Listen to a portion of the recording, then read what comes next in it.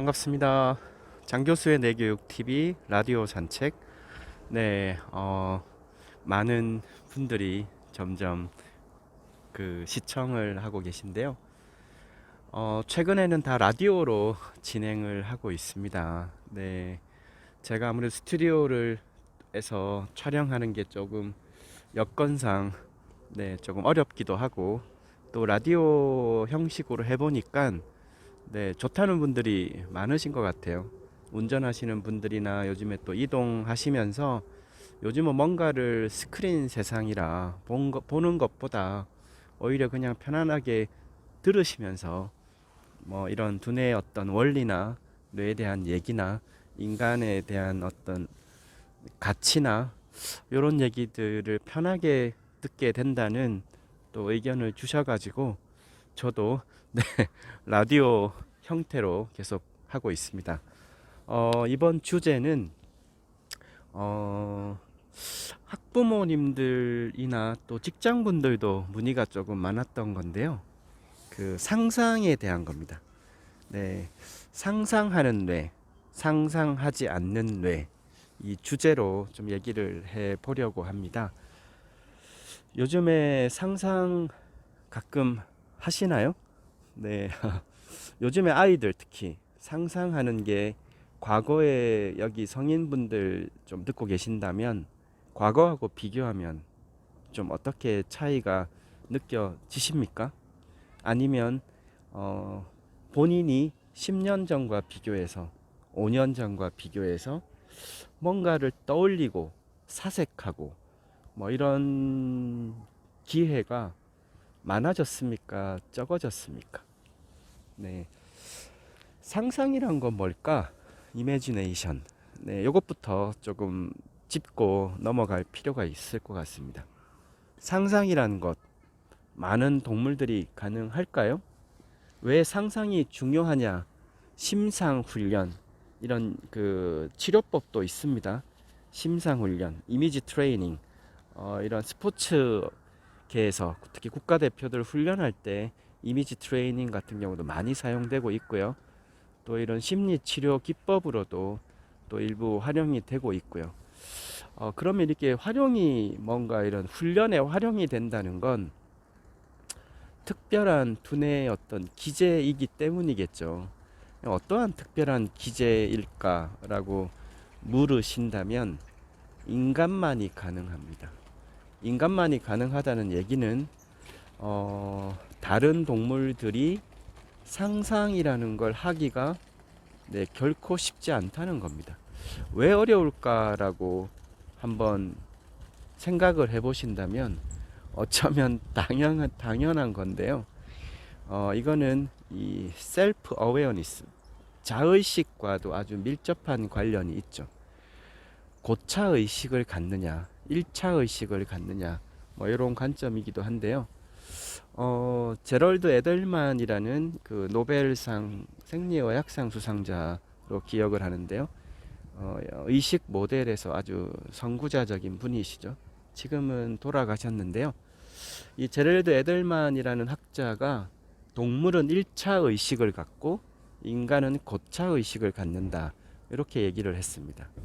1차 의식이란 건 파충류까지 안 내려가더라도 이제 포유류 정도, 집에 강아지 고양이 기르시는 분들 많으실 텐데, 이렇게 집에 탁 들어갔을 때 이제 강아지 고양이나 이제 밥을 달라고나 아니면 막 뭔가의 제스처를 취하죠. 그때 막 꼬리도 흔들고 뭔가 이렇게 했을 때 그 강아지 고양이의 뇌에서는 어떤 것이 일어날까요? 네. 뭔가 우리 집에 집사다, 주인이다, 뭐 이런 거 하면서 뭔가를 그 고양이 강아지 뇌에서 떠오르겠죠. 그 떠오를 때 어떤 형태로 떠오르느냐? 스냅 사진 같이 떠오른다고 했습니다. 그래서 어떤 대상의 기억 정보가 스크린으로 이렇게 딱딱 떠오르는 거죠. 근데 그것이 인간처럼 어,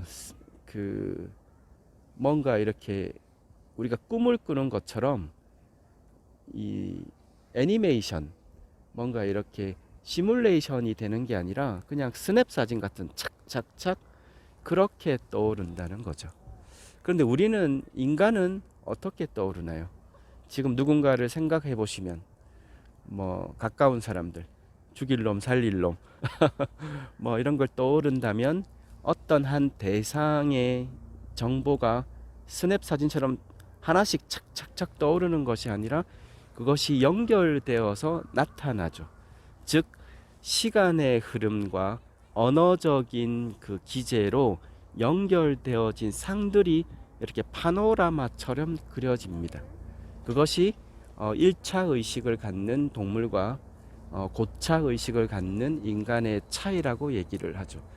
인간이 이렇게 가능한 이유는 의식의 시간적 흐름을 이해할 수 있고 그것이 과거의 어떤 언어적 기제로 표현되어지고 그 표현이 과거의 시간, 현재의 시간, 또 미래의 시간까지도 연결되어진 형태로 저장되어질 수 있기 때문입니다.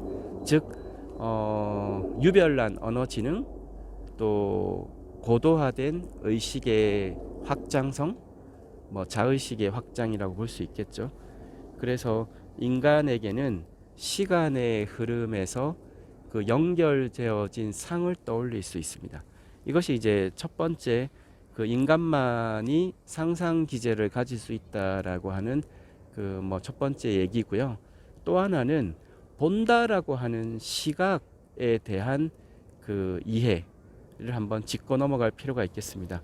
저희 내교육 그 학과분들은 이제 조금씩 공부하면서 이런 얘기들 많이 들어보셨을 겁니다. 눈이 아닌 뇌가 보는 것이다. 네, 이 뇌에 대한 공부를 특별하게 하지 않는 분들은 항상 우리가 본다라고 하는 이 엄청난 기능, 이것에 좀 착각을 하고 살아가죠. 본다라는 게 상당한 그 인간의 기능 아닙니까? 사실은 이 바깥쪽 되뇌 피질에 가장 많은 영역이 비주얼 콜텍스, 우리가 후두엽에 V1, V2부터 V7까지 있는데요. 본다라고 하는 영역을 가장 넓습니다. 그만큼 인간의 두뇌 발달, 인간의 어떤 문명의 발달에 있어서 이 시각의 진화라는 것은 거의 뭐 첫 손가락에 꼽는 거거든요. 그런데 이 시각의 진화라는 것이 뇌의 진화죠. 네. 뭐 간단하게 얘기하면 우리가 지금 보고 있는 세상, 살아가는 세상은 이게 3차원 세상이잖아요. 그런데 참 아이러니한 것은 이것이 망막에 우리가 이렇게 맺혀서 맺히는 상은 2D죠. 이게 스크린으로 그냥 맺히는 거잖아요.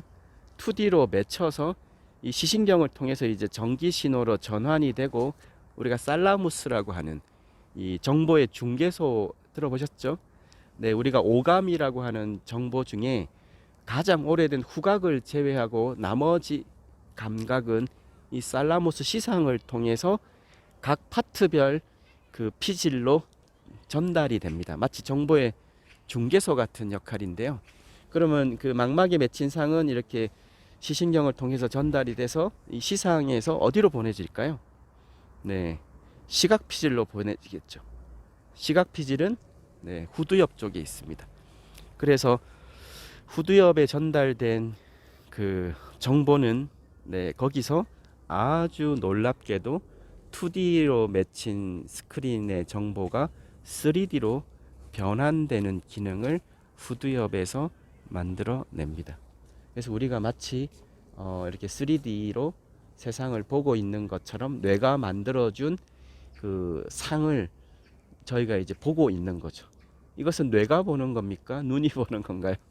네, 눈이 아닌 뇌가 보는 거죠. 뇌가 만들어낸 세상을 보고 있습니다. 그래서 후두엽에서 만들어낸 3D의 상은 여러 가지 측두엽, 두정엽 이런 것들로 다시 보내어져 가지고 기존에 갖고 있던 다양한 정보들이 얹혀집니다. 결국은 뇌가 만들어진 상을 보고 있는 거죠.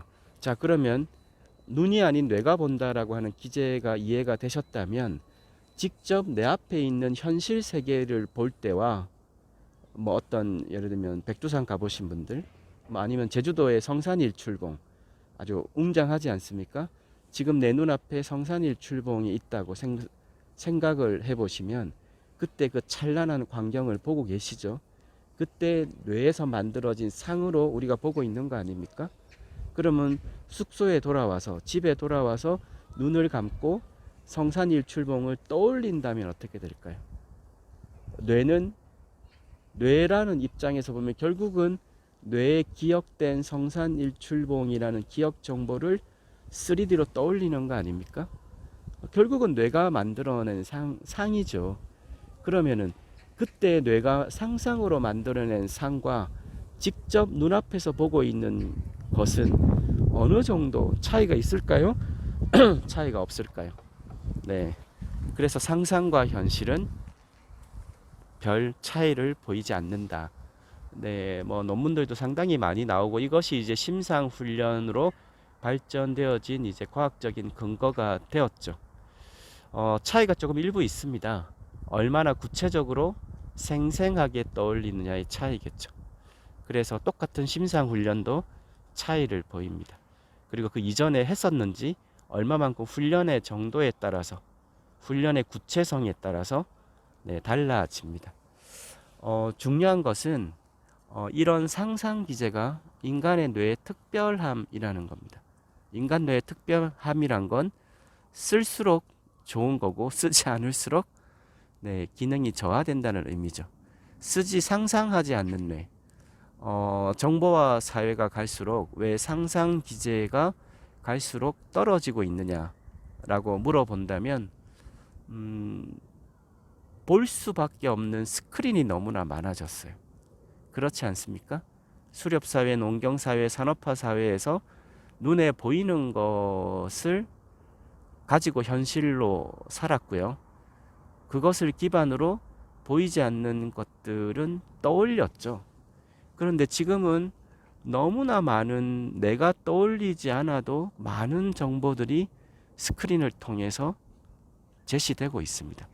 굳이 떠올릴 필요가 없는 세상이 되어 버려 가는 거죠. 그런 기능을 쓰지 않는 경우에 점점 네, 줄어들겠죠. 검색하되 사색하지 않는 뇌. 네, 마찬가지입니다. 이것을 어떤 식으로 활용할 수 있을까? 그 상상을 자신의 어떤 부족한 것들 아니면 뭔가 미래의 시간에 나에게 주어지는 현실을 떠올려 보시는 거 저는 추천을 합니다. 예를 들면은 저기 학부모님들 가끔 질문을 하는 건데요. 그 막 긴장을 하거나 발표할 때 떨거나 막 이런 있죠. 성인도 마찬가지죠. 중요한 발표 자리. 그럴 때는 어떻게 이 상상 기제를 활용하면 좋을까요? 네, 미리 해보는 거죠. 네, 미리 아이든 어른이든 미리 그런 순간을 떠올려 보는 거죠. 이왕이면 구체적으로, 이왕이면 처음부터 끝까지. 그래서 어떤 직장에서 내가 어떤 주제를 가지고 발표를 하는 장면들, 자리에 일어나서 거기 무대에 나가서 아주 그 10분 발표면 10분을 쫙 해보는 거죠. 그리고 끝나고 박수를 받는 장면까지 떠올려 보는 겁니다. 그러면 실제 그 무대가 되면 뇌는 어떤 반응을 보일까요? 네, 한번 해본 거 아닙니까? 네, 한번 해본 걸로 인식이 되죠. 무의식적으로 안정감이 올 수도 있습니다. 뭐 스포츠 선수들이 실제 훈련을 많이 한다고 하죠. 자신이 붙을 선수와 실제 어떤 뭐 유도 같은 경우는 어떤 공격이 들어오면 어떻게 반응하고 내가 이렇게 공격하면 상대가 어떻게 반응하고 이런 것들을 아주 구체적으로 심상 훈련. 그 한판 승의 사나이 그 이원희 선수 기억나십니까? 실제 그런 심상 훈련이 뭐 다큐멘터리인가 거기서도 반영이 되기도 했죠. 그런 거를 많이 해보시면 좋을 것 같아요. 그리고 조금 더 그 먼 심상 훈련으로 본다면 1년 후에 3년 후에 5년 후에 자신이 어떤 되어진 나의 모습을 떠올려 보는 겁니다. 저는 대학교 때 그런 것 좀 많이 했던 것 같아요. 네, 대학교 때 몇 년 후에 나는 어떤 곳에서 어떤 것을 하고 있을 거야. 이런 거를 이렇게 그냥 걸으면서 혼자서 이렇게 상상하면서 이렇게 웃으면서 그런 식의 것들. 그리고 어느 순간 상상 속에서는 이미 된 거죠. 그러면 그것을 현실화시키는 거 아닙니까, 결국은? 그래서 상상으로 꿈꿨던 것들을 계속 현실화시키기 위해서 현실 속에서 노력을 하게 된다면 어느 순간 상상이 현실로 되는 것이겠죠. 그래서 네, 이런 상상 기제의 활용, 인간의 뇌의 특별함의 아주 중요한 기제입니다. 네, 오늘 장 교수의 뇌교육 TV 상상하는 뇌, 상상하지 않는 뇌 주제였습니다.